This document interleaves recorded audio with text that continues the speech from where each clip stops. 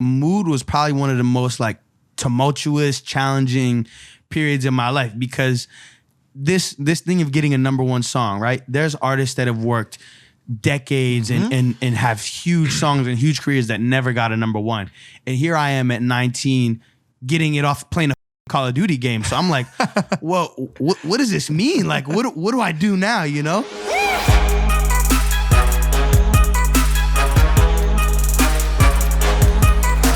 Danny texted George in the group chat, said, George, are you coming to the podcast today? That starts right now. Just curious. Once again, George is late. But regardless, welcome back to Impaulsive, the #1 podcast in the world. Thank you guys for listening, watching, viewing, and subscribing. It's 2 p.m. Our guest is here on time before George. Who is, I don't know, he's a big shot now. He just shows up whenever he pleases. He just knows that we can't say anything bad. He knows we're up against the wall when it comes to the audience. So we can't say, all we can say is, gee, we hope he sure shows up. We sure do love that guy. Which we do. We love both. Yeah. How your Instagram DMs going? I noticed you have a new strategy that I like. What is it? It's the buckshot. What is it? Just send as many as possible. That's not true. Quantity over quality. That's literally See not what true. Sticks. Where did you get that? You use the verbiage buckshot. Spray and pray. I don't think it was regarding Instagram DMs. No, I haven't been sending that many. I've been getting a bunch. You've seen them. Why is that, Mike? Because so the thing with girls is they wait until, like, dudes will DM a girl whenever. If she's in a relationship, they'll still DM. They don't give a fuck about your man. They don't care. But girls have this, like, at least some girls have a little bit of, like, female to female respect. Like, they'll wait until the girl's out the relationship, then they'll start sending the let's fuck DMs. Okay. So what, now that you're single, you just... I don't even know. Bro, I'm going to be honest. I told you on the show, I took a vow of celibacy for 2021. You are lying to the skin of your teeth. You're a liar. Yeah, baby. I think girls like hearing that, though. It's a challenge. That's why I'm doing it. That's Okay. 1,000% why I'm doing it. All right. So I think we're just going to bring on the guest. I think we have to. I think we have to. Nobody else to talk to. There we go. Ladies and gentlemen, our guest today is the artist behind the global #1 smash hit Mood and has his debut album, El Dorado, dropping March 26th. Ladies and gentlemen, it's 24kGoldn's. Wow. My guy. What's up, brother? Wow. Normally we had one more set of hands clapping. Where the fuck is I don't know. He's a great kid. What up, homie? What's up, man? How you feeling today? Good to see you, bro. You too. How are you feeling, Mike? I think that was directed towards you. There's no way that you could. No, I'm all right. I'm good. I'm good. I'm all right. Bro, so listen, in doing some research for you for the show, I Googled your age. Yeah. Dog. You're born in 2000? Yeah. No, chill. Millennial. I'm a millennial baby, man. No. I'm a millennial baby. No, you're a millennial. I'm a millennial baby. What's that mean? Because I was born literally at the dawn of a new... I see what you're saying. Okay. Millennium, Yeah. Okay. Oh, literally, you're a millennium. Yes. Okay. Wow. This makes me so happy. I always love when someone comes on the show that makes you seem old, because I'm always the old guy, and now somebody actually makes you seem a little bit outdated. How old are you guys? I'm old, a bit older. Okay. I will say this. I was 21. Okay. Yeah, Nice. I was 21. Back in the 1800s, Yeah, right? exactly. Yeah, all right, cool. Right when the horse and buggy came out, bro. Yeah. This dude broke an axle on the Oregon Trail. On the once. Oregon Trail. Little dysentery here and there. Wow, he knows the references. What's good, bro? Why do you know that reference? I'm a historian of culture. Your man. culture. I'm a student of the game. God dang, dude, with the dysentery You reference, are. bro. At that party the other night, that was... everyone was wearing masks, obviously, and 6 feet, distance. of course. You came up to me from 6 feet away and said, hey, you dropped your pocket, like in passing, right? Yeah. And I had just said that to my boxing coach that day. And he said, my pocket. I go, you can't fucking drop your pocket. So you said it to me. I go, you can't fucking drop your pocket. And I never heard anyone say that reference before. So I guess, in that degree, you are cultured. Yes. That's like one of those good ones that's like always going to work no matter like the time, the day, except unless you meet someone that already knows it like you. Already knows. All right, so you grew up in San Francisco. San Francisco, California, proper, yes. California kid. Yes. So where's the swag come from, dude? You're 20 years old. And I said this to Ian, who's also on the show. Just you're oozing. What's good? You're just born cool. We oozing. I mean, I think it's a little bit of nature and nurture combination. Like my parents are really fucking cool. Like they modeled and stuff before they had me for like years. Not on no like Cindy Crawford level, but like to be a working model in like the 80s and 90s, you had to work a lot. So they were doing their thing. They was on the scene. And I guess some of that just dripped onto me. And I was fortunate enough to meet a lot of cool people growing up that kind of spilled some sauce. I didn't know they had it like that in San Francisco. No offense, Like what? Like, I don't know, just like I thought it was mostly like nerds, like Facebook companies. Yeah, and, like, Silicon Valley like tech startup. No, the Bay always goes hard, bro. Yeah, I mean, the Bay's I think the Bay probably has more swag than who LA. are some other artists produced by the Bay? Dude, you know what I'm saying? I'm gonna fuck this up. E40. Yeah, E40. E40. Thank Yeah, God, that's dude. right. I had to be a little cautious with that. E40. The Bay Area is historically underrated in music culture forever. And it's like, I've heard this actually. no, it's like, it's so hard for us to break out that ceiling. Like someone will take something that we do in the Bay Area and do it in a different place, and everyone will be like, oh my God, that's the craziest shit ever. Yeah. But we just keep getting our swag stolen. We're the originators of the swag, but LA, just steals our swag all the time. Nothing we could do about that. Well, they got you now. You're leading the pack, dude. Yes. And it's been super cool to see you blow up. Because usually the way it works is there's one song that goes crazy with the new artist, and all of a sudden they're blowing up and you never had heard of them before, and that was a mood for you.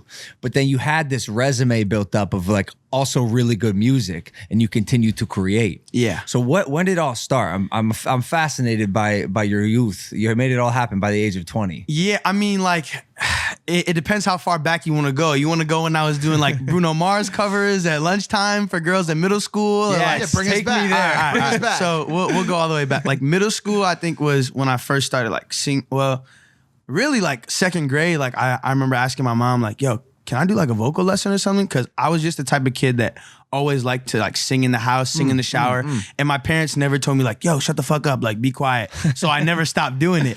And I guess with practice, the more you do something, the better you get. So I just kept doing it and doing it. But like middle school was when I started being more of a performer, because I did choir and I found out like, oh, I got a pretty nice voice. Like people like to hear it. So I would sing the covers at lunchtime for girls and stuff like that. You would sing for girls at what age? Probably like 10, 11. Damn. Yeah. Did you Frank Sinatra? Did you always have the confidence? Not always. I think I was always probably more confident than my peers, but it was still like a lot of it was more external than internal until like, you grow up and you start to feel so you start feeling yourself basically. Because I was like a short, chubby kid with a huge afro up until about like junior year of high school, and then I just went like, and then figured out, my hair looks better when I wear it like this. You had to glow up. Yeah, I had to glow up for sure. Got you. I'm always curious, like when kids find a passion at a young age, whether it's like singing, dancing, writing, whatever it is, somewhere along, usually, I'll go ahead and say this, usually I feel like those passions die when they come into their teen years, adulthood, and you hear these stories about, kids not being able to accomplish their dream and be the thing that they wanted to be when they were a kid. And I believe that it's partially because with singing, for example, that is a talent. Like you started singing, you enjoyed it, and then you found out you were good. Yeah. And were able to continue down that path at the highest degree. Yeah. There's a level of luck there. Oh, 100%. You believe that, you were born with this thing, and then you're able to just make it stronger and better? You read like the book like Outliers before? I can't read. All right, bet. Cool. It's a classic. Is it a picture Great book? book. Basically, it's close. It's basically just like saying like, yo, a lot of the most successful people in the world, like obviously there's a level of hard work and dedication that you have to be, and talent that you have to put into it. But a lot of stuff is things you can't control. Like I didn't pick who my parents were. Like if I was but ugly, would I probably have had the same success? Probably not. That's just one of those things that kind of is out of my control, but help me. I think me having this talent for singing and rapping is like a God-given thing, and I just was able to make the most out of it. I'm so jealous, dude. I'm so Bro, look at your house. You're doing great. Talking What are you about jealous about? because here's why. You have an Aston Martin out there, bro. You're good. It's rented. It's Mike's. Somebody, not Okay. even rented. Someone just dropped it off. They said, y'all have it for a while. I don't know when I'm supposed to give it back. One of the biggest things is identifying that talent. I think there's a lot of people out there who have something really special about them. You know, they might be a really good writer, they might be really good at photography, but they have trouble identifying it. You identified it and then parlayed the look, the image, and also use the right platforms to get where you're at, right? Yeah. Like tell us about that journey a little bit. I mean, I tried a lot of different shit as a kid. Like as a kid, I was always an outside kid. Like, yeah, I like being in the house and playing video games and stuff. Like I played a lot of video games, but I always just wanted to do something. Like I wasn't the type to just watch TV all day or something. Like I really wanted to do stuff. So I did like a Brazilian martial art, capoeira for 7 years. I tried breakdancing, I tried robotics, I tried programming, I tried producing. I just tried so many different things. Like I was a huge sneaker reseller back in the day too. And I think that plays a big part of my success too, being able to understand the business of shit and how to market it. Hustle. So I kind of just stumbled into the artist thing because like my big bro, Paperboy, he was like always like, yo, you should make some music and get popping off at school. And one day I was like, all right, I do. And he had a studio above this sneaker store that was like a couple blocks away from my house.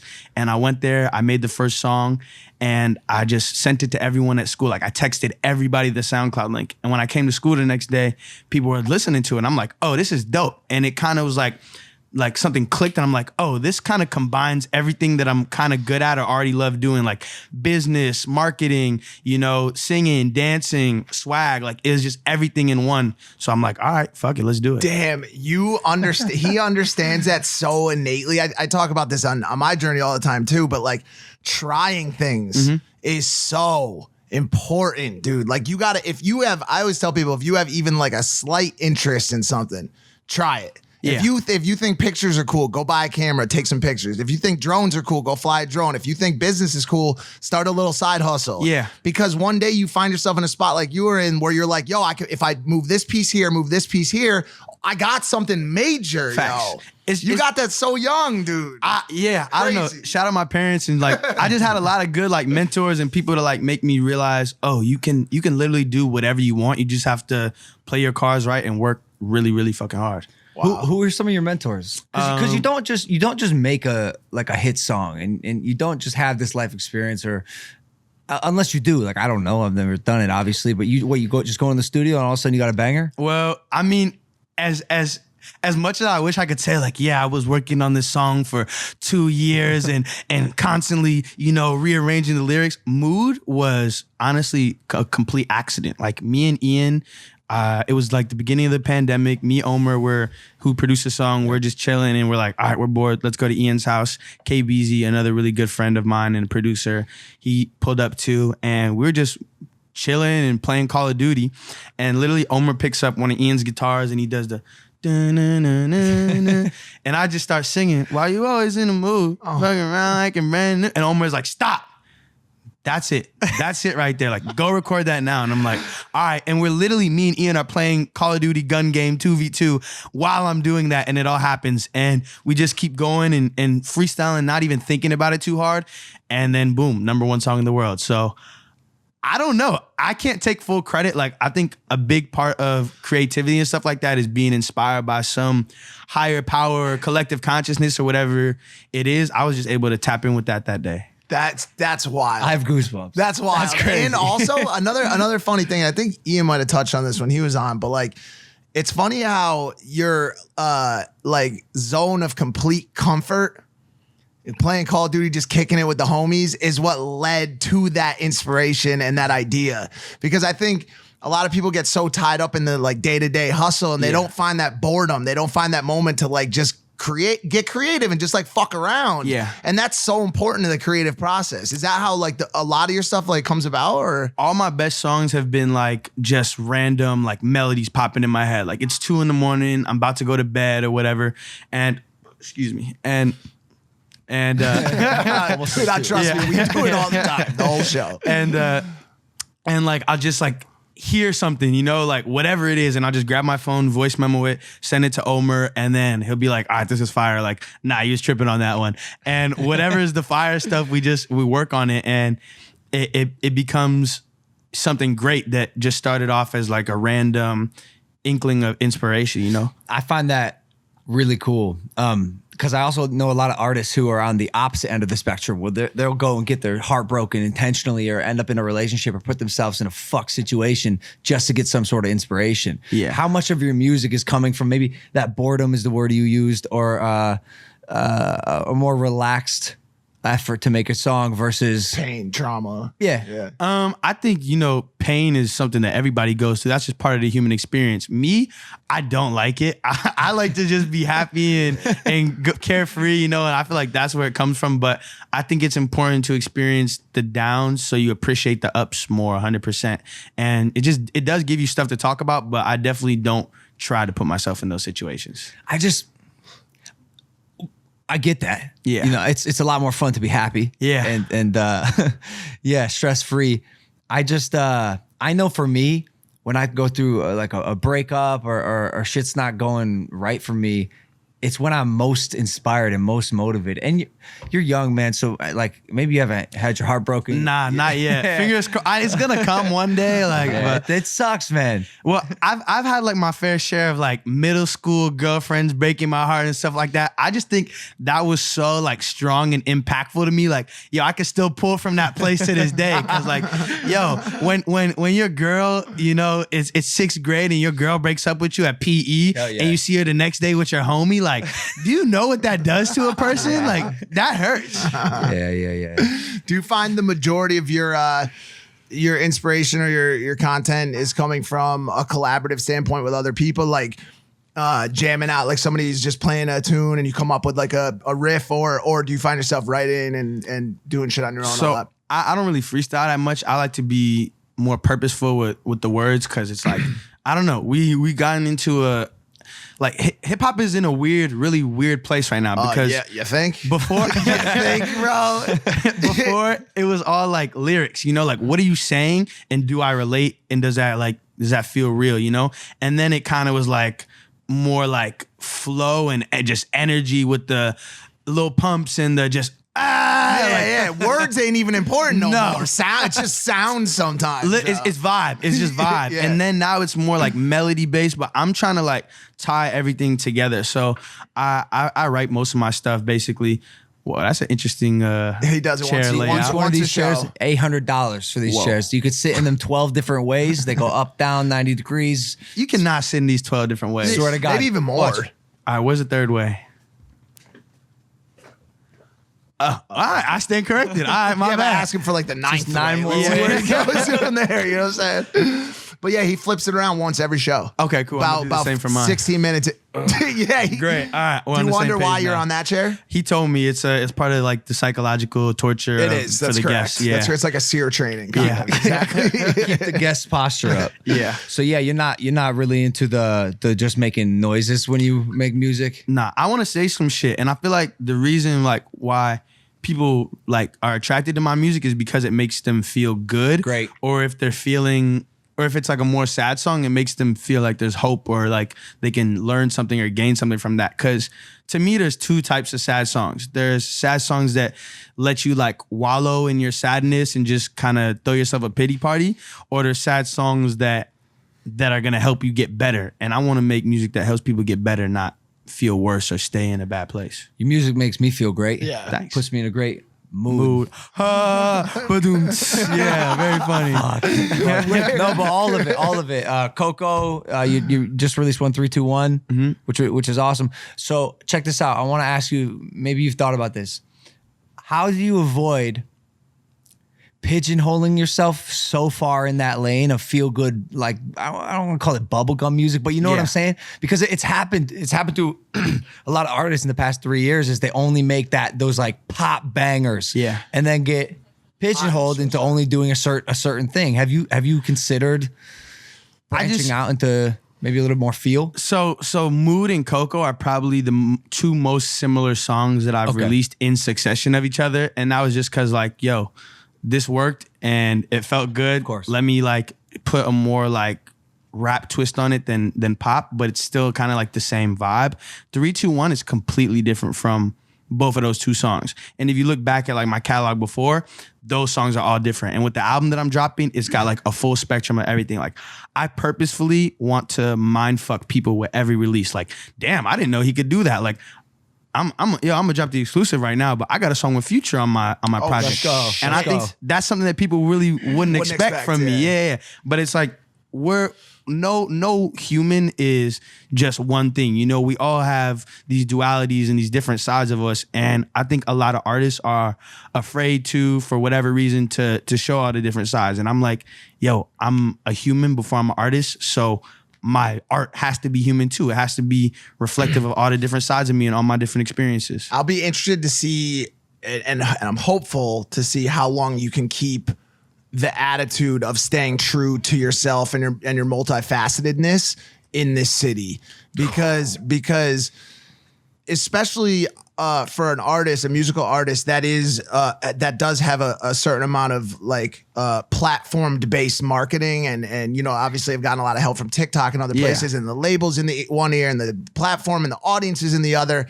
It'll be interesting to see how long you can keep saying, yo, nah, just because that worked, that's not who I am. Yeah. And I'm gonna keep doing me. Will you like what are your biggest drivers towards staying true to yourself right now? It's the people around me that allow me to be free and, you know, kind of explore and like bump my head and fuck up a little bit. Cause I could put a song out and it doesn't do that well, but that doesn't mean it's the end of the world, you know? It's just like, all right, well, that didn't work. Let's try something else.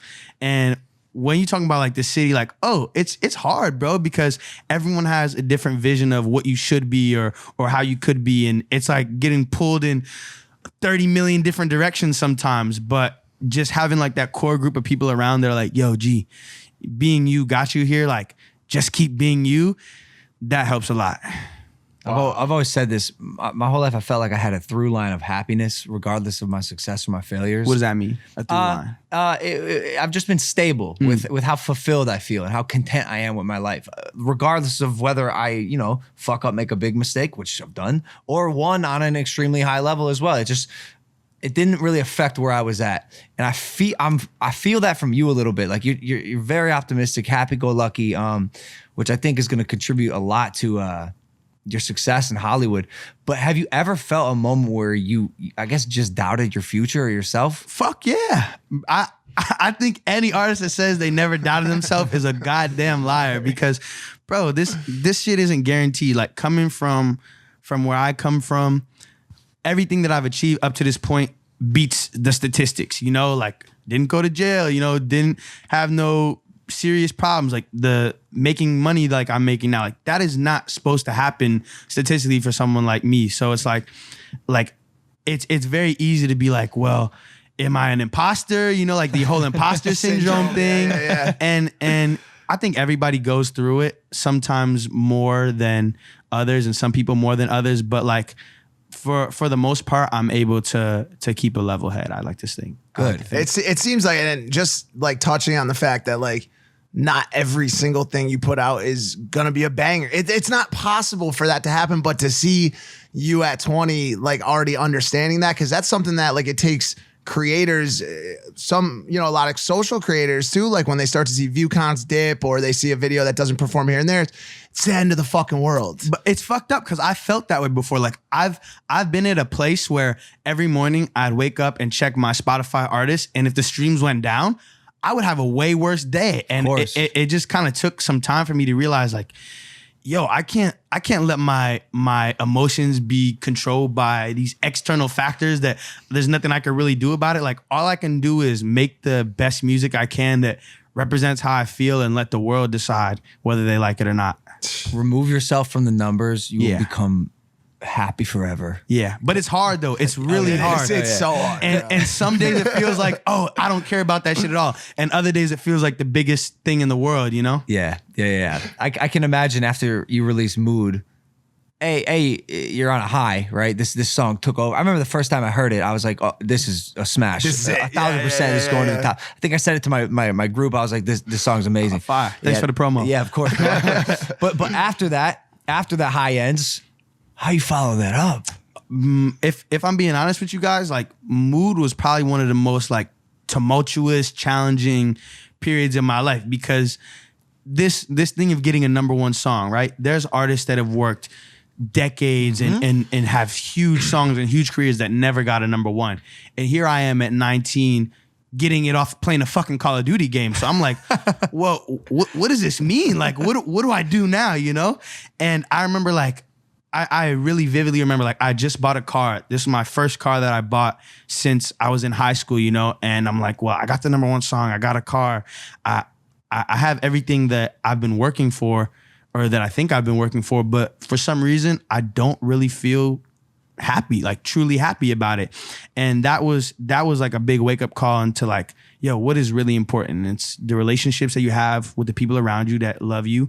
And it's, you know, making stuff that you're proud of and making an impact and doing stuff that's going to change other people's lives. So. This kid's like out here spitting crazy. You're wise beyond your years, dude. No, and he has said that to a number of guests, but I'm in full agreement with him today. Like you really are, and understand like the way that you put it, and people should understand it, is like this is a long game, right? And so like all those little slip backs, or like ones, like you look at the big hits, the ones that brought in all of these new people that didn't know who you were, and then the next one comes around and maybe 60% of them were there. Yeah. But there's, if you look at the song that came before, it's a 20% increase from the one before it. And you start to notice that, yo, the big hits just act as marketing materials for your long-term climb. And every time you pick up some more core fans. Exactly. Because that's really like the only things that matter as artists is the music you're putting out, and does your real fans, are you growing your true fan base, and are they still fucking with you, you know? Because at the end of the day, you know,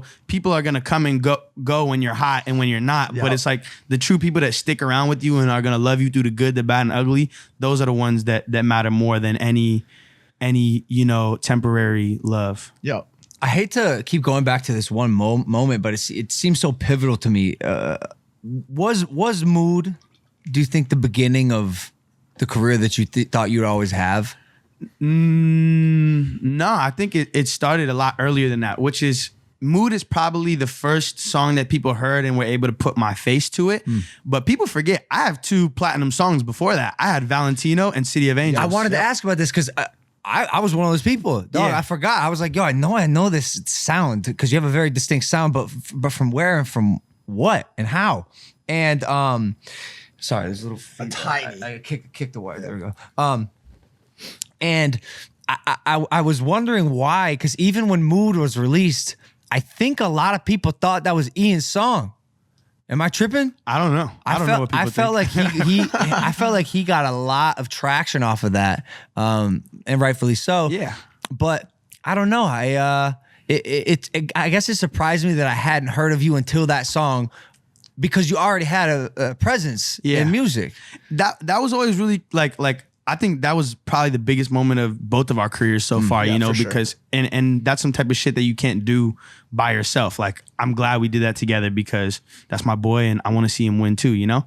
But I think it's definitely like, it was always like a weird, like a question for me, like, yo, how come I got 2 hit songs? Like, how come no one like knows who I am like that? And I was just like, I'm not a 1-hit wonder. Like, I'm not like, I'm a 2-hit wonder now. Like, shouldn't something be shaking or moving? But honestly, bro, it's like, I didn't get any cosigns from the beginning. It wasn't like I was part of a scene on the come up. So to develop my fan base and Andrew Schultz and like my recognition, we kind of just had to like build it from the bottom. And everybody's artist career is different, and that was something I had to learn to accept too. Like, I cannot compare myself to any other artist, because we all had different come ups and all have different paths. So I'm just like, all right, I don't know when it's gonna happen, but all I can do is just focus on what I can control, the music and like what I'm posting on social media and like putting out into the world. In my opinion, I think the slow, steady, and then exponential growth is the healthiest. Yeah, absolutely. I think it's the best for longevity in the industry. Yeah. We interrupt this program to bring you a word from our sponsors. In a tiny apartment in Southern California, 2 college dropouts teamed up to create a watch company that broke all the rules. With fair prices, unexpected colors, and clean original designs, Movement MVMT grew into one of the fastest growing watch brands, shipping to over 160 countries across the globe. Now Movement has expanded into blue light glasses that protect your eyes from your screens, minimalist jewelry, and more style essentials that don't break the bank, all designed out of their California head colors. I personally am going to get this one, the Starlight Black. Just a slick black, sleek color, matches with anything. They have an unbeatable price point, and they have a look and quality of a $400 to $500 watch that you're paying for at a department store, but cost a fraction of the price because they were built online and own their process from start to finish. You get a beautiful watch shipped right to your door for free. And if you don't love it, you can ship it right back for free. And the blue light glasses. So I spend obviously all day staring at my computer, and my Everscroll blue light filtering glasses are a game changer for me. They help with my eye strain, my sleeping patterns, etc. If you want to elevate your look and style that does not break the bank, then join the movement and get 15% off today with free shipping and free returns by going to mvmt.com/Logan. Again, that's mvmt.com/Logan. Back to the program. So now that you're here Yeah. On the number one podcast in the world. in Encino, that's right. Yes. That's right. Life's been crazy, I would imagine. Yeah. Have you had a Hollywood moment? What's a Hollywood moment? I can't believe that this is what happened with my life. Wow, this is You were wild. standing I'm somewhere and all of a overlooking sudden the city. Drake was doing a keg stand. You know what I'm saying? Like anything. What? Like I have like a Hollywood moment like every couple of weeks, yo. Yeah. Like I think it really hasn't set into me like the gravity of where I'm at in my career and stuff like that yet because of the whole COVID shit. Like imagine this. You have the number one song in the world and you can't do perform it shit. anywhere. We were just talking about this in the car the other day. Leroy's popping off, right? Yeah. And someone's like, yo, he can't even tour. He can't Yeah. go anywhere. And same with you. You can't flex that muscle. No. That sucks. can't even show up and perform at a club. Nothing. dude. That's like real talk. That's the thing that drives me to like put up with all the bullshit and the politics and the Hollywood and the industry, like because I love performing and I love seeing the look on the fans' faces when we're singing these songs together, and I could tell they had been through some shit to this song or this song made their day, and like we all have different experiences with the song, but we're like sharing that moment together. And I'm like, well, fuck, what am I even doing this for sometimes if I can't do that one thing that motivates me to do it all? But it's just like I know that after it's gonna be crazy.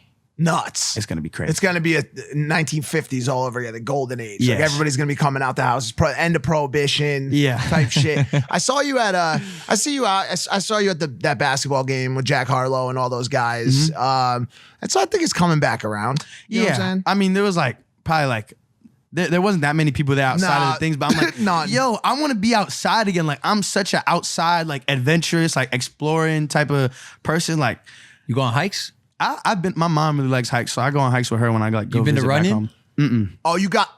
That seems I like a want to classic. take him to Runyon today. Let's go. You gotta go hike Runyon, dude. That's like the LA Quintessential LA hike. Like you always see like A-list celebrities hiking it, and there's always like Instagram girls there doing squats and Fire. shit. It's a fun joint. Great views. You been to Coachella?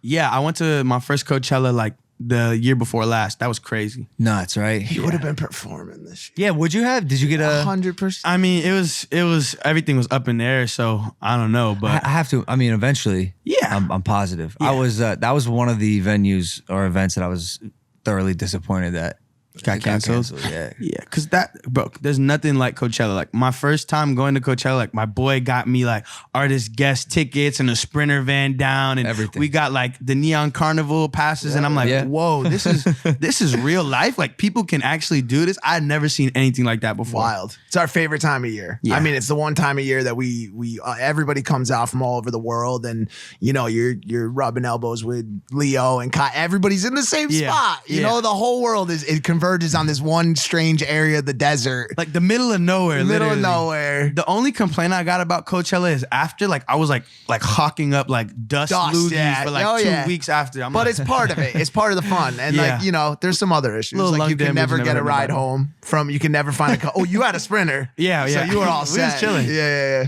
Yeah, it's tough. Burning Man, you been? I feel like I'm too young for that at this point. I might see some shit I'm not ready for. They do have. That's true. They do have babies at Burning Man though. That's true. But they're not even gonna remember it, so Right, it's right, good. Yeah. right. What have you heard stories about Burning Man? Yeah, it's just like everyone's naked and like doing drugs Acid, and fucking everywhere. And Yo, like, there's a thing called the Thunderdome. The Thunderdome. 2 people are strapped in this giant dome to bungee cords, and they give each other fucking bats. And mind you, everyone's fucked up. Acid, yeah. psychedelics, Yeah. Molly, like every drug via every person. And you can climb up on it like the Thunderdome, and everyone just like some real It's like a gladiator? Mad Max shit. And they just send these people at each other, and they beat the shit out of each other with these bats and batons. But they also Sounds kind of fun. Well, yeah, especially when you're on psychedelics. Like, it's a lot of fun. So something to consider. But they also have huge orgies there, like whole tents. I mean, yo, where you I'm could just go in scratching and- the surface. Yeah, that's what I'm saying. But I was just gonna parlay it into. Have you ever had an orgy since you've been in Hollywood or not? Well, we gonna keep that. We gonna keep that for the. We gonna say that for the next episode. I'll tell that story. Fair enough. you're Fair right, enough. you're I gotta right. ask, bro. You know, I gotta ask. But speaking of that, is there a best part about success? Girls, cars, money? The fact that you make people smile. You can take this any direction you want, dude. You want to be Honestly, wholesome? Go for it. I mean, yeah, the girls, the cars, like that shit is cool as fuck. I'm not gonna lie, but that's not like the driving, motivating factor, and it's never been. Like, I think the fact that I could like literally change people's days or weeks or lives just by like responding to an Instagram DM or taking a photo with somebody. Like, I get DMs like, "Yo, your music saved my life," and I'm like, "Fuck!" Like, I know how that feels because I've listened to artists and been like, damn, this music is saving my life right now. So it's like to be able to do that same shit for somebody else is fire. But don't get me wrong, I love all the extra shit too, but I just try not to get caught up in it. I feel that. I feel that so much because I always looked at like Cuddy and like people like that. Like those were the people that like when I was at my darkest shit, you know, saved me. And then I hear people be like, yo, like your book, whatever, like made me feel that way. Like that's always completely trumps all the other shit. Yeah. It's really, it's really, really cool when your art transcends just your own aspirations and can affect other people in that way. Because like think about all the artists that you grew up listening to that inspired you to be in this point today, and how you are going on to inspire other kids to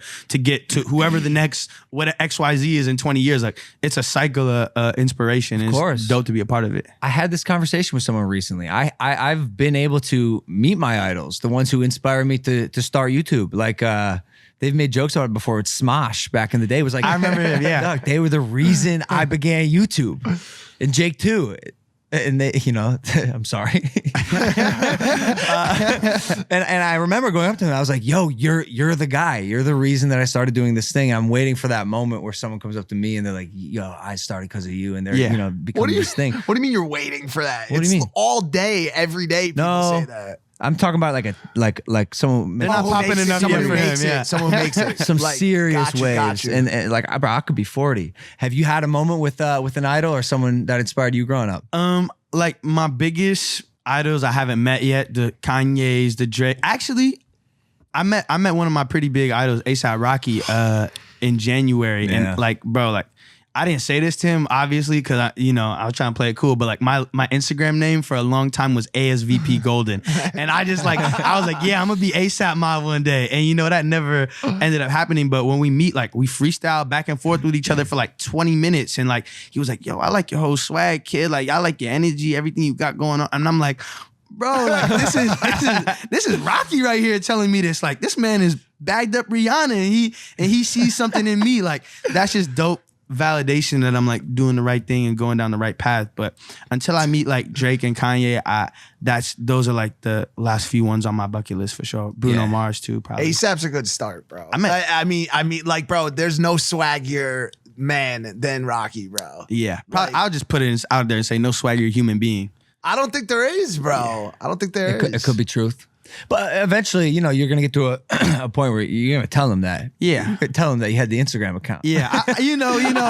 Once we gotta just get a couple more hangs in there, but I don't know. I'm a little bit scared to meet some of my idols too because people say like, "Yo, don't meet your idols. It's gonna disappoint you." Or now I'm at the place where some of my idols are my rivals and stuff like that. Like, and that's kind of scary too because I'm like, nah, don't be mad at me for like blocking you from the number one. Like, I'm sorry. Like, can we be friends? You know? That's crazy. That's so funny, dude. I think a lot of artists are cool. I'll go ahead and say it. Like musicians, anyways, especially if you're speaking to them as a peer. Yeah.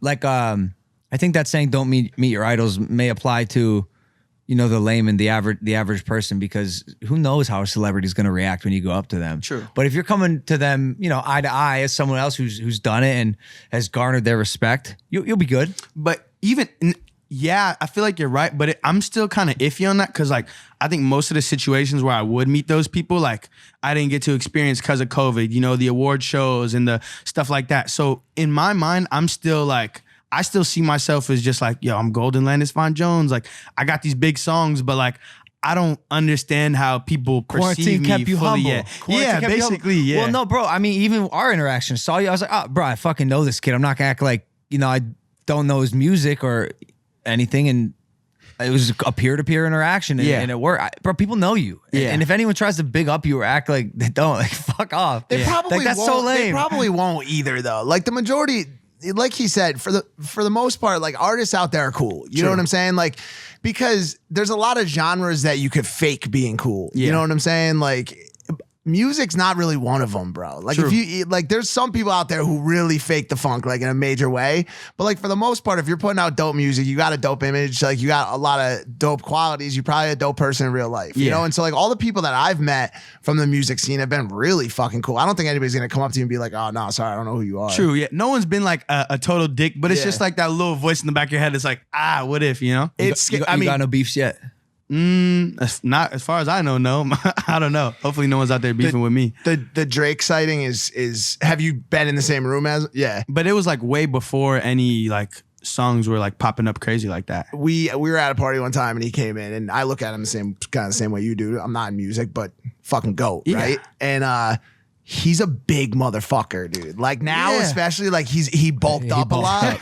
Drake thick now. In a good way. Yeah. And so when he walked in the room, like it's almost like, you know, maybe he's like 6'1", but when you see him, he's like 7'2". Yeah. You know what I'm saying? Like he just got that air about him that you're just like, oh damn, that's fucking Drake. It's the presence. Like Young Thug is another person like that. Oh, Like, yeah. that man is just like so legendary, and he could be so nice, but it's still like, yo, this motherfucker's like 6'4", and there's like. He's Young Thug, you know. It's like there's a certain air of presence that comes with that. Well, Future's a big dude too, right? Yeah, he's pretty tall. There was a time in Hollywood, and you would hear about this growing up, where the celebrities, the biggest ones in the world, were shorter, right? Like 5'3", like how tall is Tom Cruise? I would always hear this back in Ohio. Yeah, Tom Cruise is 5'4", and I'm like, wow, I have a chance. And you're tall, right? You're like 5'11", 6 foot. I'm like 6'1", 6'2", but everyone thinks I'm shorter on Instagram. It's I so thought funny. I thought you were too. Yeah, it's like that's like one of like when people meet with us first time, they're like, "Oh, damn, you're taller than I thought you'd Yeah. be." And We I'm get like, that all What the do I gotta? How do I gotta angle my pictures to like change this narrative? You know? No, it's tough, but it's good because in real life, you're this larger than life entertainer, and then you take up a lot of space physically as well. So I remember the first time I saw Elon Musk. This dude is like, I think he's like 6'4". Oh, damn! I thought he was shorter too. Dog, Yeah, he's 6'4". He looked 7'7", and he took up the whole aisle. He had a big trench coat on. I was like, what the fuck? That's Elon fucking Musk. Where'd you see him at? It was underground, the Staples Center for a UFC fight. Damn. You ever think you could do a collab with Elon Musk? I would love to be. I would love to be the first artist to get a SpaceX deal. Like, let me shoot a music video in space and fuck it. That'd be crazy. You know who almost had that? Who? Lady Gaga. That makes sense. Lady Gaga almost did the first performance in space via Virgin Galactic. Oh, like the ones that go up into the. Like, It would just have gone around. Got it. And the whole Earth. Sorry. It would have gone into the atmosphere, not the moon, obviously, but not the Earth, space. Yeah. The occupants would have watched Lady Gaga perform in space, floating around. Like, I don't know how that would work. But one of the side note, one of the ships during testing crashed, and that whole operation. That would have been a tragedy. It was $250,000 for a ticket. Would you? Yeah, well, I've seen those. There's ones where you could go up into space and get that zero grav experience. This is space. Space. Virgin Galactic, not Virgin Airlines. Wait, hold on a sec. So because I was actually, ironically, with our last guest thinking about this yesterday. Would you pay like a large amount of money to go to the moon? Like, I mean, like, and I don't mean go into space. Like, how much would you pay to go to the fucking moon? Like, they're like, yo, we're gonna have you come up and perform your new single. On You could be the fucking first one, surface but of it's the gonna moon. cost you. I'm gonna let them say the number first and negotiate down from there. Smart. Yeah. This kid gets it, dude. That's a smart play. Let him toss it out. Yeah, find some brand sponsors, get the whole thing comped. I love it, dude. Love it. Damn, it needs to happen. I would love to. That's like my dream. Your name? Yes. How? So What? my real name is Golden, like Golden Landis Fon Jones. That's your real name? That's my birth name. Oh, okay. Birth certificate, everything. All right. But so I was born in the year 2000, as we discussed before, and on the Chinese zodiac calendar, that is the year of the golden dragon. And there's a dragon year every 12 years, but every 60 years is a special golden dragon. So everyone born in 2000, whether you know it or not, is a golden dragon. And growing up in San Francisco, you know, there's a lot of Chinese culture and heritage there. And my dad, some of his friends and coworkers like, oh, you got a golden dragon baby. That's lucky. Maybe you should name him Golden. And my dad was like, that ain't a bad idea at all, you know? Yeah. And he went and he told my mom, and she was like, no, there's no way we're gonna do that. Kids are gonna make fun of him. They're gonna call him Goldilocks. They're gonna call him Golden Showers. Like, we can't do that. And my dad was like, no, you're tripping. Don't worry so much. Like, that's a good name. And she was like, all right, I'll think about it. And my dad, like, as like meditation, you know, therapeutic, he liked to drive by the beach and watch the sunset because, you know, right in San Francisco, we got the beautiful ocean beach. And he was driving by one day looking out over the sunset, and he turned the radio on, and this song, The Golden Time of Day, came on. And he was looking over the sunset, and it was like the most beautiful golden colored sunset that he had ever seen.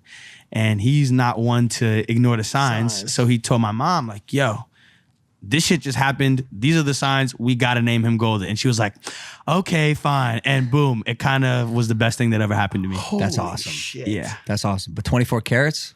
So many carats. A lot of carats. It's the most carats. And by the way, are you wearing jewelry? Okay. This is 24K right here. Okay, fire. This is the El Dorado Quetzalcoatl chain, actually.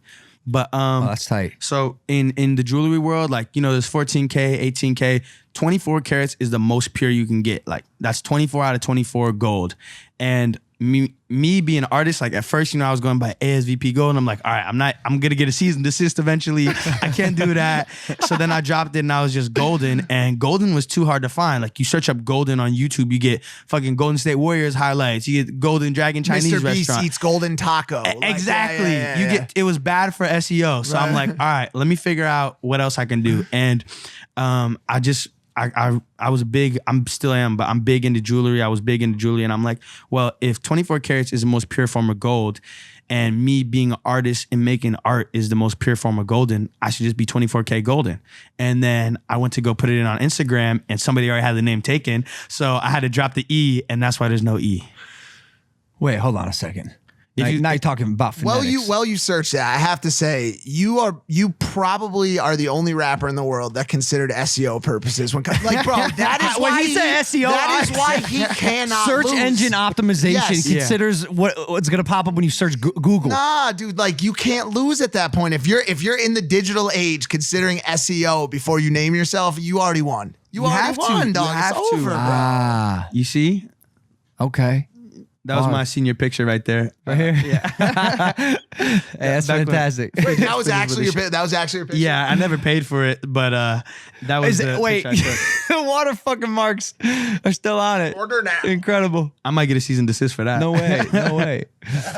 All right. So cool, bro. And you got a watch on? Oh yeah, right here. Well, what's on that one? This is some bracelets. Oh, okay. Oh, nice, bro. Have you seen this? The Bitcoin watch? What? Here, check it out. What's what brand is it? Frank Mueller. I saw it at first. I was like, is that fucking Richard Mille on his wrist? You got Bitcoin? I got a couple here and there. You do any other crypto investing? Big Dogecoin enthusiast for sure. No way. Come on, man. Why? Cause I was on it, like, on like the Reddit forums and stuff like that, like before it was even 1 cent, you know?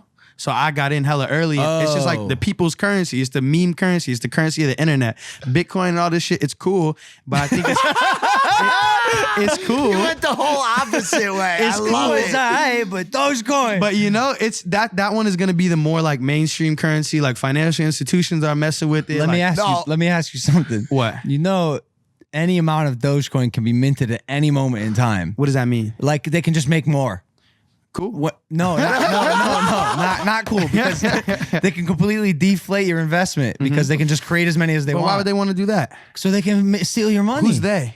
The Dogecoin creators, Man, who made it as a joke. It wasn't meant to be a thing. I got faith. I got faith in the people, man. Okay. I got No, faith. regardless, it has no utility. It's not an actual thing. It's not. The other ones, so I mean, no, you're right. Ethereum, You're right. None of this shit By had the way, any listen, purpose before. I'm with you. Yeah. Doge to the moon. Doge to the moon. I'm a holder, bro. I'm not saying I'm not. What I am saying is, I don't know. Like, you're starting to see massive institutions and companies get behind Bitcoin and Ethereum. Yeah. Because they know it's like an actual like chain-based solution to finance and currency, right? Dogecoin is like a ton of fun. I like to have fun, bro. I like to have, come on, let's go. It's almost like they created a currency out of fun. Yeah. They're like, yo, Yeah, you like yeah. fun? invest in this coin. Like, I like fun. Why not? You know? You're lucky, man. I didn't have good financial advisors or mentors until I was like maybe 23. Well, I used to want to be a hedge fund manager. I thought I was going to be a hedge fund manager. No way. Yeah. Like that was my whole like plan. Like I got a full scholarship to USC to study business. What? And because one of like my mom's friends, like our family friend, like from a kid, I didn't grow up with a lot of money at all. Like I'm from one of the most wealthy cities in America, San Francisco, but I grew up in one of the like least wealthy parts, you know? So I got to see a lot of wealth, but not experience it. And that drove me to be hungry to, you know, do something to change my lifestyle and my family's lifestyle. But one of our like family friends was a hedge fund manager, and I loved going over to their house. Like I was like, yo, this shit is dope. Like I want this for me and my family. And I never met anybody that achieved that type of success before. So I was like, all right, I'm a smart kid. Like I could do whatever I put my mind to. This is what I'm gonna do. But I remember when I was like 15, I got my ears pierced, and I went over to their house, and he was like, yo, let me tell you something, bro. Like, just being honest with you, like, me personally, I have no problem against your ear piercing, but you're already a black kid trying to break into this, like, very, you know, classist and, like, kind of fucked up industry. Like, they're looking for any reason to disqualify you. And if you have your ears pierced, that's someone can write you off as, you know, whatever, without even fully understanding you. So I was like, at that point, like, I don't want to work a job where I can't be myself, where I can't express myself. And then so that became kind of like the backup plan. And when I went to USC for business, I was just like, all right, I'm gonna study this shit. I'm gonna learn as much as I can, and it'll probably help me somewhere in my artist career. It will. Yeah. You could still do that down the line. Yeah, I mean, I didn't even fully drop out. Like, I gotta leave absence, so I can go back whenever I want. No fucking way. in the How next 7 long years. you go for? Like a year. You finished. That's happened a lot, and I feel like it's any second gonna happen to mine too. I'm sturdy over here. You finished your first year? Well, all right. So this is how I played it. Well, first semester, you know, I got like a 3.56, whatever, rapper and student at the same time. Second semester, I got signed already, so I had money, and I tried to like finish off the year strong, but at a certain point, I was just like, fuck, bro, I can't be a incredible student and an incredible artist at the same time. It's hard. I gotta pick one. But I didn't have enough money that I could just be like, all right, let me just go ball out on a crazy crib and whatever now. So I dropped all my classes except this one class that was like called Link, Learn About International Commerce. And you go to the class once a week for 2 hours. And at the end of the semester, you get to go travel to the country that you learned about. So I was like, all right, I still get to live on campus for free. I still get to eat all the cafeteria food for free. I just got to go to this one class. And at the end of the semester, I get a free trip too. So it was kind of like a win on every front, you know? I know what's so funny about that? What? That's how I look at this podcast. What do you mean? I'm like, if I just keep doing this podcast, I get to live in this house for free at the end of the semester.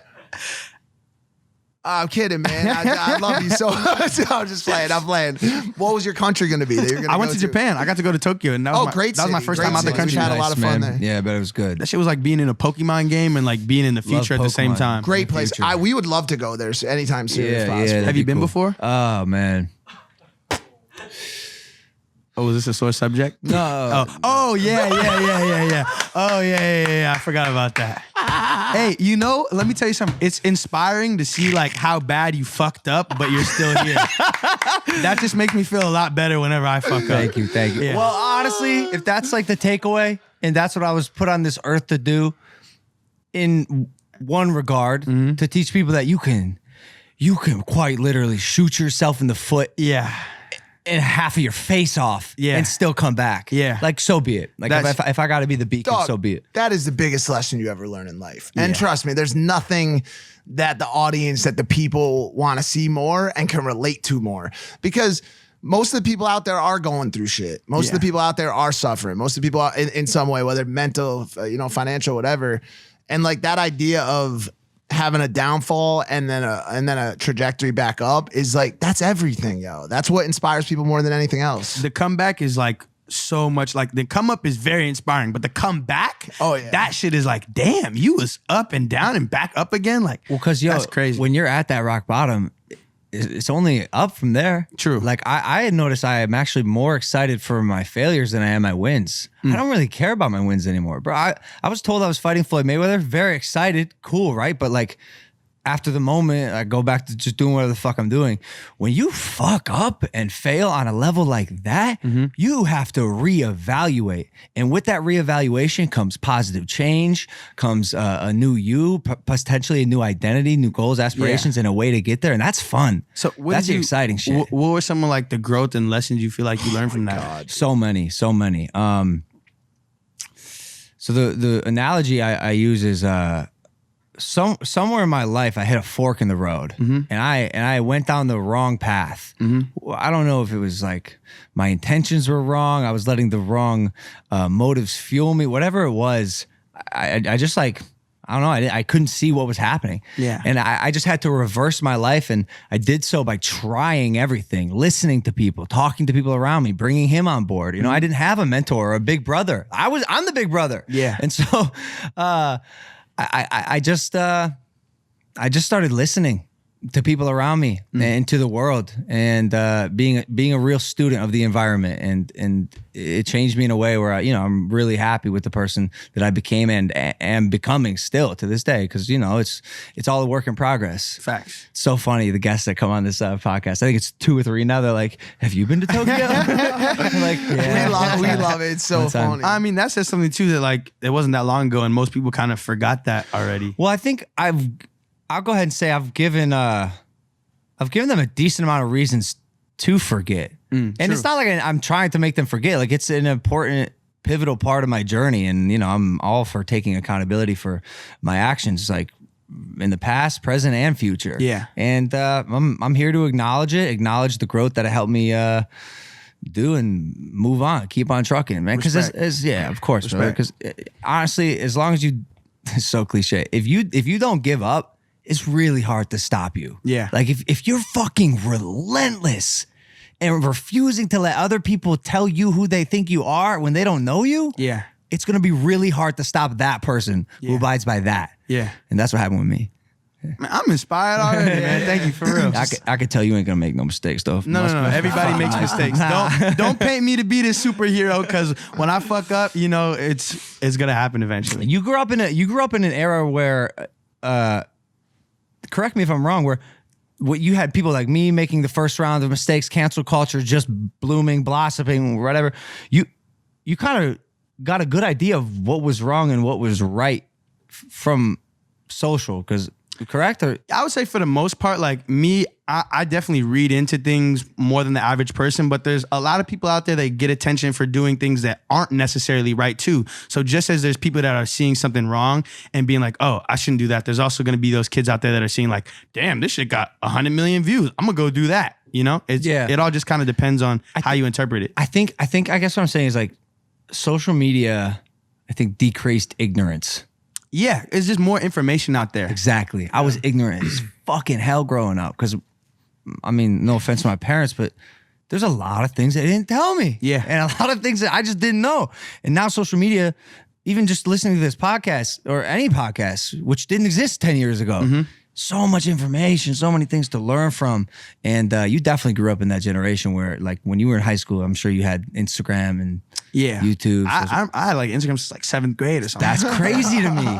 That's crazy. I got senior high school, my friends forced me to get it because I was just on Vine. Yeah. Did the likes affect you at all? Probably less than most people, but it's now like, I don't know, a lot of the things that didn't bother me before started bothering me more once I got more money and fame and stuff like that, which is kind of backwards, because you think like, well, you didn't have anything before, so it shouldn't bother you as much now. But I don't know, it's something weird that happens, and it's like I remember there was time, like, if I didn't hit the 10% engagement rule on Instagram, I'm like, oh, I'm fucking up. Like, what am I doing wrong? And I kind of just had to readjust and reframe and be like, yo, if one person sees this post and it brings joy to them, or it teaches them something, or it inspires them, that's what really matters, not the satisfaction I'm getting from making some, beating something in the algorithm. Like, fuck with that. You know what's, because we talk about this a lot all the time, especially having like creators on the show, but you said it was funny how once you got money and you got fame and all that stuff, like, you started caring about the social metrics more, which seems backwards, but in actuality, that's when those metrics started to be the most important too, because that's what fucks with your bag, bro. Yeah. You know what I'm saying? And so like all those views, all those listens, all those downloads, all those likes, all that shit is part of the same engine that pays you. Yeah. And at the end of the day, for me at least, when something starts fucking with my money, then I got to pay attention to it. You know what I'm saying? And so like, it's not really that odd to start caring more once you go into the industry of social media to make a living off of. You know what I'm saying? Or artistry. You know? It's like this toxic cycle, though. You know, it's gross. It's toxic. so gross. It's toxic, bro. but it's part of the game. And it's like, yo, you're not gonna be a successful artist or creator or whatever these days without having a social media following. Like, Except the ones who can. Wild. think about what artists or people have come up in the last 5 years without using social media. Kendrick Lamar? No, he came up in Frank 2012. Frank Ocean came up in like talking about 2013. new. I'm talking about years, in the last 4 years, because 2017 is even way different, landscape than it is now on social media. Like, I think Playboi Carti is the last mysterious artist that's gonna be that level of successful. But even with those artists, without, you may say like, Kendrick or Cole or whatever was without social. Cole obviously further back, but like Kendrick, for example, like, but who knows what he was aided by on Reddit posts and Facebook. You know what I'm saying? But it wasn't coming from him though, Yeah. necessarily. Right, correct. Nowadays, you can't just be an artist. You have to be a creator. You have to be a TikToker. You have to be a YouTuber, or at least that's what it feels like. There's a reason why Bill Gates puts videos out. You know what I'm saying? Like, you think Bill Gates gives a shit what anybody fucking think, but he's making content. Yeah.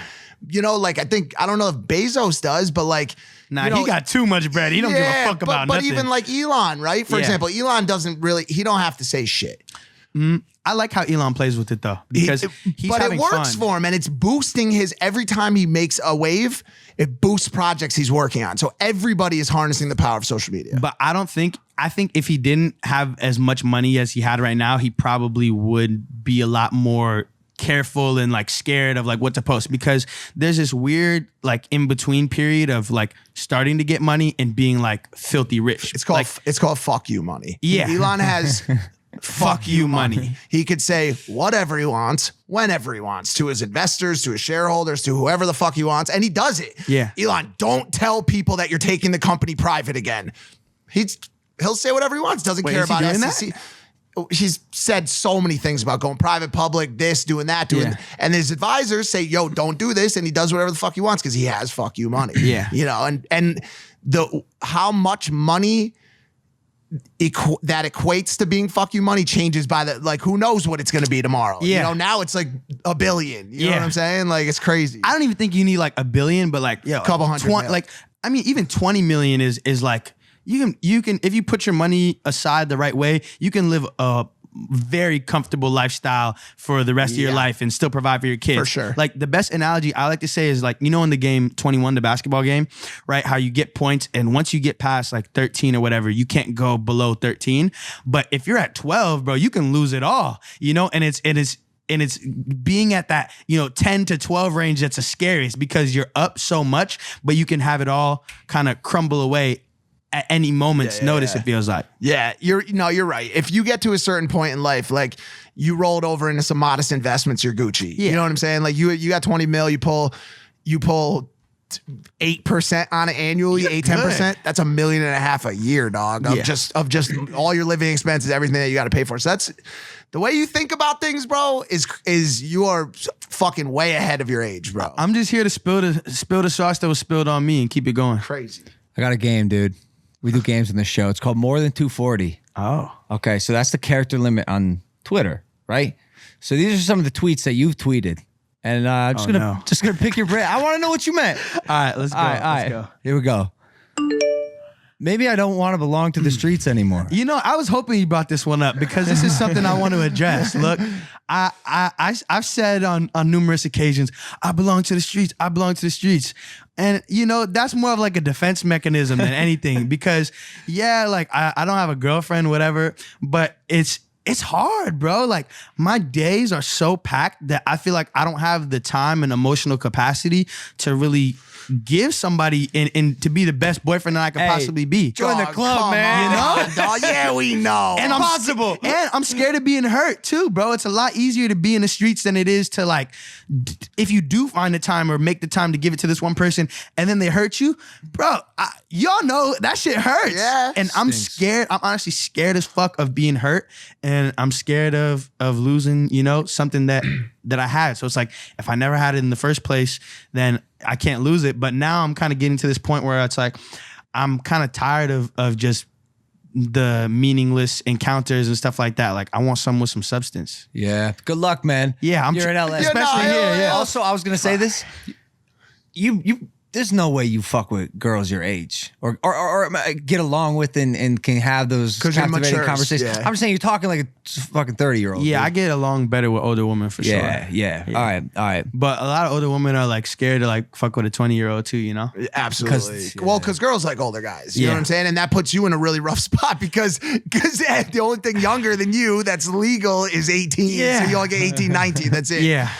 But anyways, don't be scared to get vulnerable. If George was with us today, our poor fallen Mike co-host over there. Where is he? It's been like I'm gonna an be hour. honest, He never dog, responded Dog, I'm either. gonna be honest. I don't think people told him. He called me. He said, "What's going on?" And I said, "There's a podcast." He goes, "Since when?" Yeah, I don't think anybody Oh, he told. didn't I don't know? think anybody told. It's pretty fucked up. Okay. But what he would It was say, in the chat. I will channel his good Christian energy over here, and I will say, don't be scared to get vulnerable. But unlike other people, just take it slow. Yeah. Feel the chick out. Make sure she's down to ride for you, like really, like not on some like clout or like fame type shit, because the city is wacky. Yeah.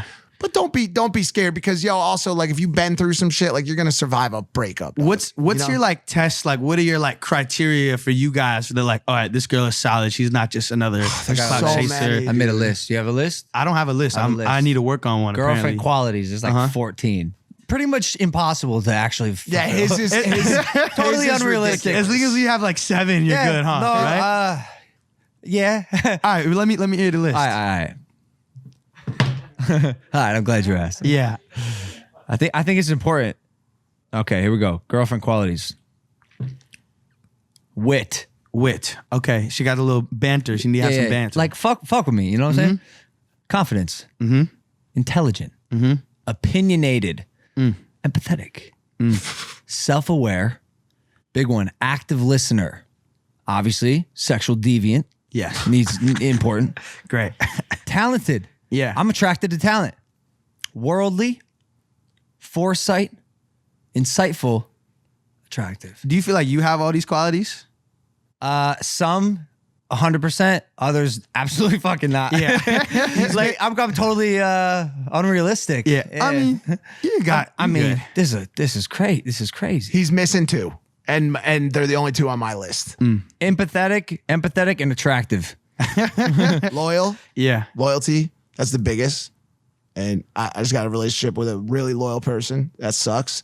But the other one is, and I'm not saying this about my past one, but not a fucking lunatic. Yeah. Bro, in all honesty, dog. That's a big dog, one. That's a and big dog, it needs to be I'm writing it number down. Yeah. fucking one. fucking Because, bro, lunatic. before you check that box, none of that other shit matters. Yeah. Like if she ever pulls a blade out on you, it don't matter how empathetic she is, dog. It just don't matter Yeah. because she got a knife in her fucking hands. Yeah. You know what I'm saying? So like, number one, first thing you got to ask yourself after you're with a chick for like a couple weeks, is this girl a fucking psychopath? And if you can't say no to that question, you gotta walk. Okay. You gotta walk. I'm taking dog. notes. Yo, the loyalty one, I gotta push back a bit. That seems like a given to me. That like that. Well, but it like, should be obviously. included. But hold on. First of all, absolutely fucking not. no, because it should. Yes, it you'll should never- be. It should be. But dog, don't even fucking tell me that your first girl in this city was fucking loyal. I didn't know. I was 19. Yeah, exactly. I And was we're 19 talking years to a old. 20-year-old, so I gotta I got tell played, him. man. I got fucking played. Yeah, man. but but also even a lot of times. There's a lot of people out there who think they got loyal chicks Yeah. and don't. You know what I'm saying? I So feel it's like a lot of things on there, some of them you can't even really fully know until you're dating this person. Facts. Or like spent enough That's the time thing. with them. Every person reveals more and more about themselves the deeper you get into their personality. And it's crazy because the more layers you peel back, you find out, oh, this is a really interesting, complex, dynamic human being. I love this person. Yeah. Or you peel back the layers and you start to notice the layers are getting a little bit thinner and there's not much more and the substance ends at a certain level. And that's really also demotivating. Yeah. But that's why but that's why the art of it is moving slow. And if you talk to older women, they're not pushing you like what are we conversation as you get into your late 20s starts to just fade away. Yeah. What are we, or like you didn't text me back by this time, or like we need this amount of hours per. It's just two people just vibing, bro. Yeah. You know what I'm saying? Feeling it out. If it feels good, you take another step. If it feels bad, you take a step back. Like you're gonna have to go through some mud before you get to those mature relationships, unless you start talking to chicks that are 28, 29 years old. You know what I'm saying? Man, it's like I'm looking forward to it, but I know it's gonna be kind of like hell too. Well, that's life, huh? That's it. Next up, you know how hard it is to not give a fuck. Real shit. Real shit. I mean, bro, it's hard to not give a fuck, especially because everyone has an opinion. And what's crazy about the internet is like every comment weighs the same basically on the internet. Like you could leave, if you didn't have a blue check or whatever, like, and you left a comment saying like, yo, nice shirt. And someone else says like, yo, that's the worst fucking shirt I ever seen. It's like equal basically. I don't know that the second person like has no job and is a loser and like does like just fucks off their days all day. So everyone has like the same amount of voice on the internet, and that could be a good thing or a bad thing. So there's so many opinions out there that it's like, and me trying to be a self-reflective person and doing what you said, listening to the world, it's hard because at a certain point you can't listen to everything that they say. So that's just something I'm working on, just trying to like give a fuck, but also like give a fuck about what matters the most and not give a fuck about the stuff that doesn't. Dude, I just want to touch on it for 1 second. Touch it. we look at things on this topic a little bit different. He does like to crowdsource feedback. I personally am big on just generals. Yeah. Like, yo, these are my people. If somebody on the internet says, yo, you have a big note, like I know that first of all, like, yo, fucking tell me. Yeah. But like, I don't give a fuck what these like anybody, like if he says, yo, great show, and like that was one of your best shows, and 100 people or 100,000 people are like, yo, he was really annoying, like whatever. My homie, my fellow creator, one of the best in the fucking business, said, yo, great fucking show. But for me, that's so hard to accept. Like, how can his, like, if 100,000 people are saying something like, fuck, how am I not people, gonna man. listen? No, It's a lot of people, man. No, I feel you, but especially when it's like, okay, always understand that if 2 million watch it and 1,000 leave comments and all the 1,000 comments are liking each other's comments, we don't like this person, the other 1.9 million that watch every single week in and week out, they ain't leaving comments. They're just normal people just enjoying entertainment and then going on in their merry way. Shout out to Tina Wildcat. Yeah, shout out Tina Wildcat. I don't even know what that means. Again, Shout out Tina Wildcat. Yeah, but just like learn who you really need to listen to, or you already know that, I think. We're learning. I could never trust Don't say it. I could never trust with a big beard. Like, bro, what are you hiding? A guy. I can never trust a jigger with a big beard. Oh, I see what's happening. Yeah. What, like, bro, what are you hiding? Yeah, I mean, yours isn't big enough to be this trustworthy. But like, as raw as James Harden is, I you knew know, you were gonna say like I'm a fan. 4PF Harden, I'm a fan. But like, what's underneath there, bro? Yeah. That you've been keeping on lock for 10 years, bro? Like, show yourself, reveal yourself. Lately, it might be a cheeseburger or some shit. What's going on? He's been just. No, I ain't gonna body shame. No, that, man. I'm He's not. dropping Yo, buckets. as He's dropping a buckets. fellow dad bod, I can do it. You know what I'm saying? Because he rocking the dad bod hard right now, dog. But they're in style. Yeah, facts. Yeah. All right, bro. That's all we got today. All right. Yeah, bro. That was lit. Your album's coming out March 26th? March 26th, El Dorado. Very cool, bro. Very cool. Keep a lookout for that. We'll put the link in the description when it's out. But yeah, appreciate you coming on Impaulsive, man. My pleasure, guys. Yeah, for Great real. fucking This was show, awesome. This is a bro. great talk. Yeah. We'll have you back on when we're all older, and it'll be awesome. I'll be so The recap episode. No, like, for fuck. real. All right, We'll be cool. 40 years old, man. I'll be doing this shit forever. Well, you're about to be 40 like next week, right? Thank you for listening to this episode of Impaulsive. Hit that subscribe button. We love you. We'll see you next time. Take it easy. Peace. Peace. Stay golden.